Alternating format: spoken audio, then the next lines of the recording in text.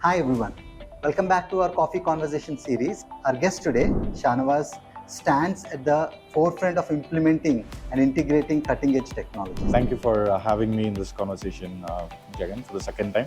I'm glad to have a tasty coffee and great conversations. What does computer vision technology mean?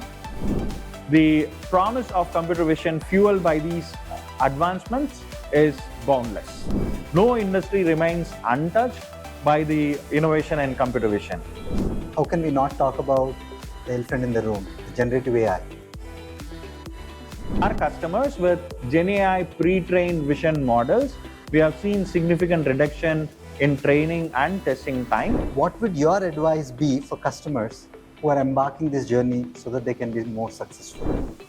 Computer vision as a technology, time and again, especially with multimodal GenAI, has been proven to be working quite well. Our focus has always been to take a business use case, understand what ROI will help the end customer through the solution, and to be able to implement it end to end. A large bottling company with whom we are working, Acuvate's digital eye solution was transformative for them. We had integrated IoT with machine vision. This innovation had automated truck check-ins, yielding an impressive saving of about 7 million on an annual basis.